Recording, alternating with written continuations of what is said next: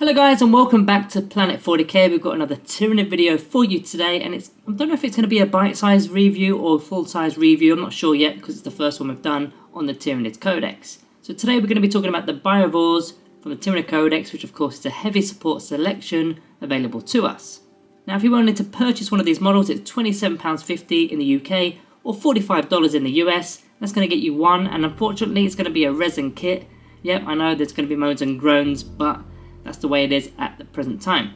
Now the kit also comes with 3 spore mines, and unfortunately these now do cost reinforcement points. We're going to get onto that later in this video. So they're a heavy support option, they're an infantry, and they are of course not a core unit. So let's move on to their actual datasheet. So for the datasheet you get between 1 and 3 in a single unit, they're 45 points per model, and they've got movement 5, weapon skill 4+, ballistic skill 4+, strength and toughness is 5, wounds 4, attacks 2, leadership 5, and a 4+ armor save.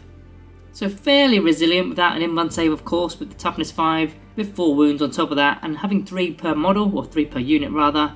It could be a fairly resilient unit, but yeah, lacking the invuln save there as for the datasheet. So as for the actual weaponry, they come equipped with a spore mine launcher. This is 48 inches, heavy D3, so on average you're going to get 2 shots with that.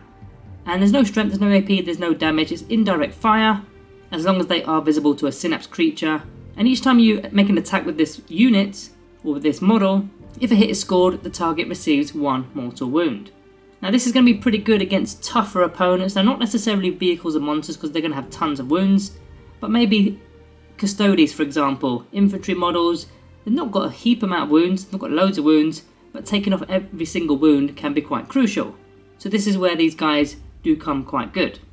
Now they've also got the Chatting Barbed Fist, which is their melee weapon. It's strength +1, so it's only strength 6, -1 AP, 1 damage. I say only strength 6, that's not actually that bad to be honest with you, but they've only got 2 attacks. Being in combat isn't really where they want to be, and of course they're an infantry model, so they can't fire into combat, and they're not going to be able to fall back and shoot either. So it's not where you want to be in engagement range. Now as for the abilities, they've got the Seed Spore Mines, which is actually an action. So this has changed from the previous codex, which was quite a while ago now, wasn't it? So the action is at the start of the shooting phase, 1 Biovore's unit from your army can start to perform this action. The action is completed at the end of the phase, and when it's completed you set up a new friendly Spore Mines unit on the battlefield, more than 6 inches away from enemy units and wholly within 48 inches of your Biovores. Now this used to be free before the FAQs quite recently. Now unfortunately you will have to pay reinforcements points for your spore mines, which absolutely sucks. Now to be honest with you, it probably made the Biovores quite overpowered. I mean they easily made their points back throughout the game and then some when you were just throwing out tons of spore mines left, right and centre. But now you've got to pay for the spore mines, it just makes them less useful and less pickable than they used to be. So that being said, let's move on to some synergy with the Hive fleets. So Hive fleets, the first one I want to mention is the Youngminder Hive fleet, which is a worthy option due to the model's range of 48 inches and the indirect firepower as well. So the model's likely going to be gaining dense cover, which is of course quite useful to add to his resiliency. Now you could throw away the adaptive part of that actual Hive fleet and instead go for one of the Hunt biomorphologies, which is heightened reflexes, which effectively allows him to fall back and shoot, or allows the unit to fall back and shoot. So even if they do get caught in engagement range, it still gives them that option of being able to fire and throw out mortal wounds. Now alternatively, you can swap out one of the Lurk biomorphologies and swap it out for Naturalized Camouflage. That's going to give a +1 to the armor save, which will still be able to stack alongside light cover, so potentially you could get an armor save of a 2+ at range. So not bad there between those 2 Hive fleets. So this is the part of the video where we normally talk about some stratagems, but there's not really anything useful to the Biovores in terms of stratagems, in my opinion anyway. I mean there's one for the Crusade. Pathogenic Slime isn't going to be any use because auto wounding, it doesn't need to wound, does it, with a weapon? So yeah, we're not going to talk about the stratagems today. So we're going to get straight into the pros and cons of the unit. So pros to begin, mortal wound damage of course is quite nice in any situation really. A lot of armies don't know how to deflect mortal wounds. Some of them do with a 5+ against mortal wounds, but a lot of them don't. And it's also just bypassing tougher units that you tend to not be able to score a wound against because of their high toughness. Now the indirect firepower, although it has been nerfed last year, it still gives it something because it can't be targeted. And if you're sat on an objective, behind obscuring terrain for example, and you're still throwing out some mortal wounds but you can't be targeted, that's of course a nice bonus. Now you can create obstacles, which is a wall of spore mines. Again, it used to be really cool doing that, having loads of spore mines all over the place just to prevent enemy units from coming in. It's a really good screen to use, and it's also going to push away those deep striking units because they need a 9-inch buffer between our models. Now I know we have to still pay for that now, but it's still a pro if you are using it.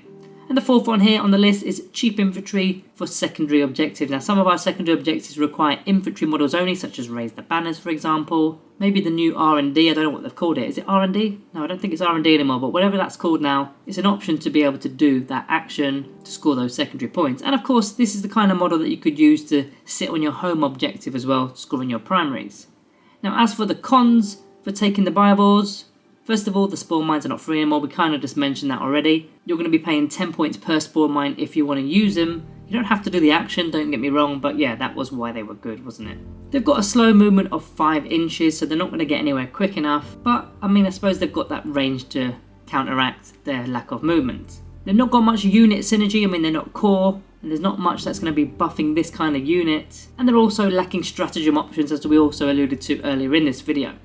Finally, the Biovore cousins are just a better option in my opinion. I mean, they're cheaper, they've got an extra wound over the Biovores, they've got a better armor save, and their weapon is an automatic hitting weapon because it's basically a flamer, isn't it? The flame spurt with that burning spray or the pyro gout weapon is automatically hitting, which is of course going to be really useful in Overwatch. Now we're not here to talk about the Biovores today, but for me, if I was using a unit to defend my home objective, I'd rather just take Biovores over the Biovores any day of the week. So to conclude this unit, these guys are pretty damn good before the patch update, weren't they? Creating D3 spawn mines per model in the unit for free. Having a unit of 3 of them on average was getting around 6 spores, which is 60 points, isn't it?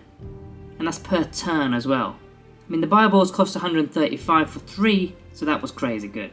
Now that the mines cost us points, it makes the unit pretty much redundant, unless of course you're hitting the enemy at range as normal without using the action to get those spawn mines, but even then, one model causes, on average, 1 mortal wounds per turn. Pretty mediocre, right? So we're getting on to the stage where we're going to give a Planet 40k rating. Now if you don't know what this Planet 40k rating is, this is what we do on our Necrons channel. So we do a rating system out of 5, and we rate every single unit within the codex. Now for me, a 3-star is average, anything less than 3 is obviously below average, and anything above is above average. And for this one, for the Biovores, I'm going to be going with a Planet 40k rating of 2.5 stars, so just below par for me. They probably were 4.5, even a 5-star before the patch update, but yeah, now they're virtually redundant. You don't need to spend the points on Biovores in my opinion. So guys, that's it for today's video. If you like this video, remember to please subscribe to the channel. We're trying to build the channel very similarly in the way that we did on with the Necrons channel, so if you weren't aware, we've got a Necrons channel, you can jump on that. We're pretty much mirror imaging both these channels now. And also drop a like on your exits if you found the video useful. Other than that guys, all that's left to say is thank you all for watching, and I'll see you in the next one.